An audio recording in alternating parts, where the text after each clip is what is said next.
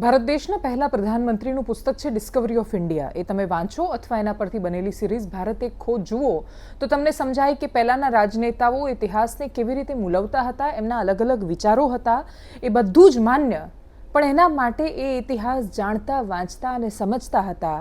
નહીં કે માત્ર વોટ્સએપ યુનિવર્સિટી પરથી નક્કી કરીને હિન્દુ અને મુસલમાનના થપ્પા વહેંચવામાં મજબૂર બન્યા હતા.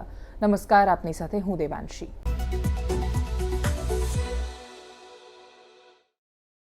શું કામ વોટ્સએપ યુનિવર્સિટી આટલી ચર્ચામાં છે? 2014થી જ માત્ર પ્રયોગ થયો, એના પછી ઇન્ટરનેટ વધ્યું અને એટલે જે પ્રયોગ વધારે પ્રચલિત બન્યો એ હકીકત છે, પણ દેશમાં તુષ્ટિકરણનું રાજકારણ કે ધર્મનું રાજકારણ પહેલીવાર નથી થયું.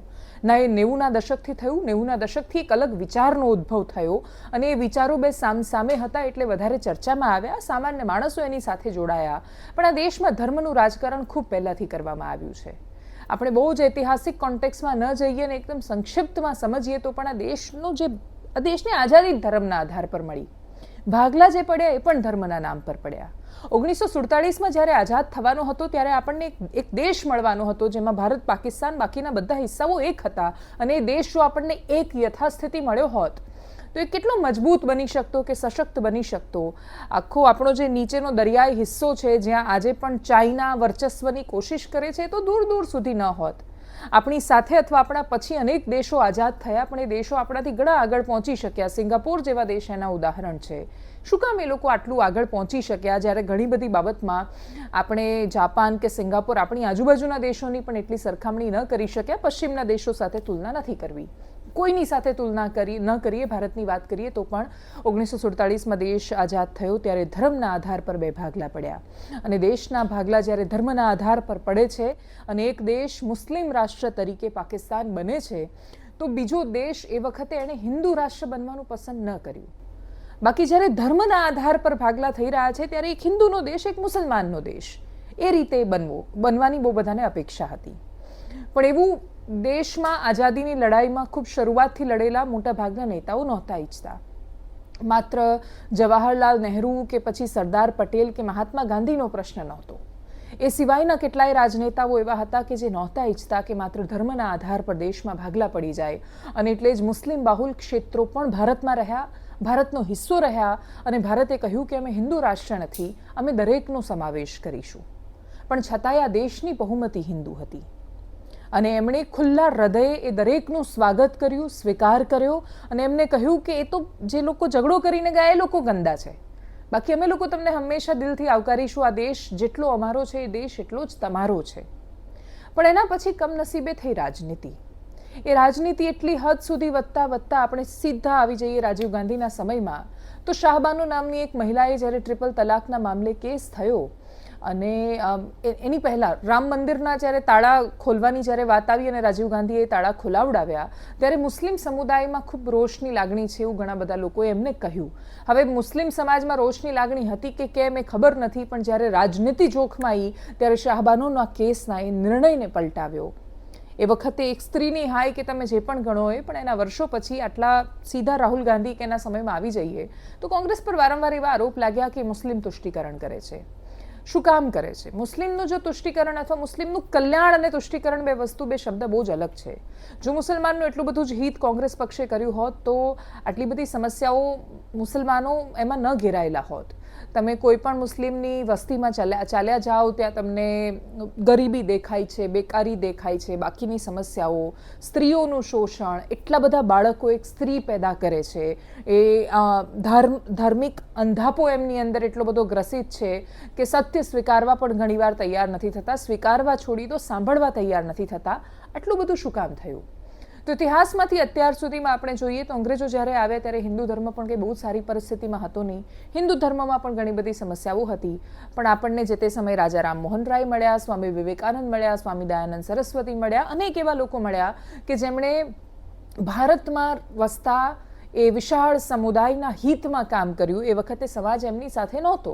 લોકોએ ના સ્વામી દયાનંદ સરસ્વતીને પસંદ કર્યા હતા, એક સમુદાયે સ્વામી વિવેકાનંદને પસંદ નહોતા કર્યા, ના રાજા રામમોહન રાયને પસંદ કર્યા હતા, પણ છતાં એ લોકો સતત લડ્યા અને પછી આટલે સુધી પહોંચ્યા. મુસ્લિમ સમુદાયને કમનસીબે એમના સમાજમાંથી એ સુધારકો ન મળ્યા. આ સુધારકો જે આવે કોઈ બહારના લોકો નહોતા. સુધાર હંમેશા સમાજની અંદરથી, સમાજના ઉપલા સ્તરમાંથી આવતો હોય છે. કમનસીબે એ પણ નથી થયું અને આટલા સમય પછી, આટલા વર્ષો પછી પણ એ હિન્દુ મુસલમાનની રાજનીતિ એટલી હદે ચાલી છે. આટલી બધી લાંબી પ્રસ્તાવના બાંધી હિન્દુ મુસલમાનની સમસ્યાની, એનું મૂળ કારણ એ છે કે 2024માં પણ દેશની આઝાદીના અમૃતકાળ પછી પણ આપણે લડાઈ શેની કરી રહ્યા છીએ? તો કે આ હિન્દુ છે ને આ મુસલમાન છે. રાજનીતિ અને ધર્મ નામની ઇકોસિસ્ટમ એવી એકબીજા સાથે ઉત્પ્રોત થઈને જોડાઈ ગઈ છે કે ફિક્સ કરી દીધી કે કોંગ્રેસ એટલે આ પાર્ટી, ભાજપ એટલે આ પાર્ટી. કોઈ પાર્ટી ક્યારેય હિન્દુ કે મુસલમાનની કમનસીબે રહી જ નથી. એ ચોક્કસ વિચારધારાઓને લઈને ચાલ્યા છે, પણ વિચારધારાથી પણ વિશેષ એમણે રાજનીતિને મહત્વ આપ્યું છે. કેમ કે જ્યારે વાત રાજનીતિક અસ્તિત્વની આવે છે ત્યારે થોડા સમય માટે પણ એ વિચારધારા બાજુ પર મુકાય છે. 2024ની લોકસભાની ચૂંટણીનું પરિણામ અને એના પછી રચાયેલી સરકાર એનું સૌથી મોટું ઉદાહરણ છે. કેમ કે ભારતીય જનતા પાર્ટી તો સમાન નાગરિક સંહિતા ઈચ્છે છે. એ એવું ઈચ્છે છે કે એક દેશમાં એક જ કાનૂન હોવું જોઈએ, એક જ સંવિધાન હોવું જોઈએ.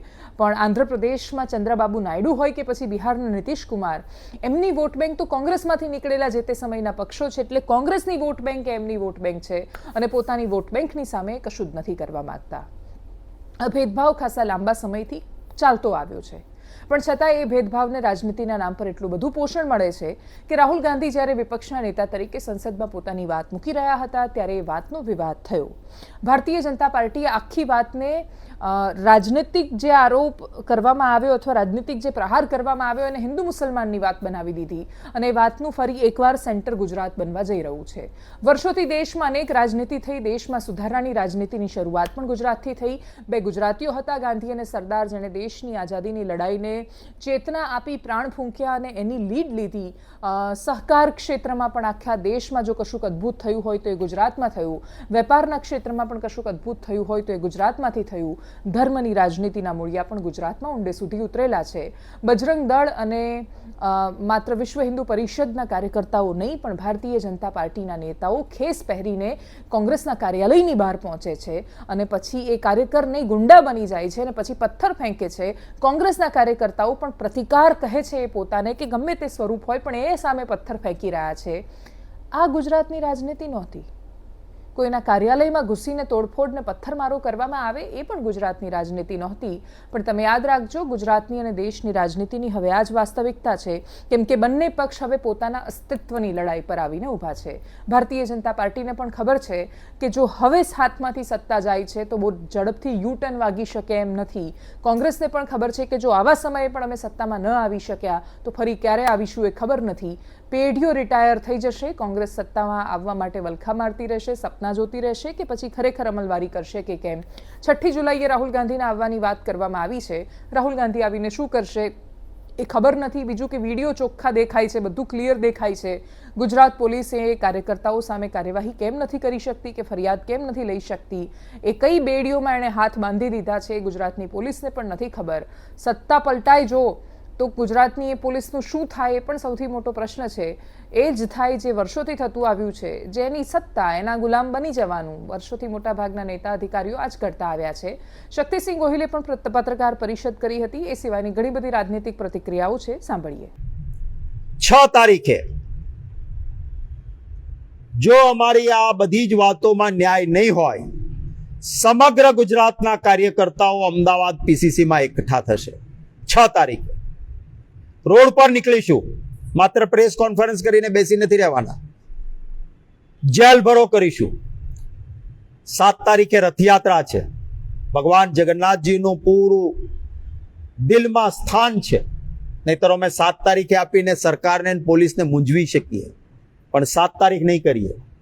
6 તારીખે સમગ્ર ગુજરાતના કાર્યકર્તાઓ, અમારી ફરિયાદ લેવાય, તટસ્થ અને વ્યાજબી તપાસ રહે, અમારા જે 5 સભ્યો છે એને પ્રોપર ટ્રીટમેન્ટ, એમના જામીન. કેટલાક તો બિચારો એક તો અહીંયા કઈ લેવા દેવા નથી નીકળ્યા, એને પકડીને પૂરી દીધા. ભાજપિયાને કેમ નથી પકડતા તમે? ઓળખો છો તમે, કેમ નામ નહીં? આ મુદ્દાઓ તમારા આ ધર્મ અને રાજનીતિની એટલી ખતરનાક ઇકોસિસ્ટમ છે કે હાથરસમાં એક બાબા છે જેને લોકો ભગવાન માને છે, અને એ બાબા રામ રહીમ હોય કે આસારામ હોય કે જેને લોકો સંતની તુલના અથવા ભગવાન દિવ્ય આત્મા કહી દે છે. એટલે હું અનેક મીડિયા રિપોર્ટ જોઈ રહી હતી, હાથરસના બાબાને લોકો ભોલે બાબા માનતા જ નથી. એ લોકો એવું માને છે કે આ તો કૃષ્ણ ભગવાનનો અવતાર છે, નારાયણનો અવતાર છે.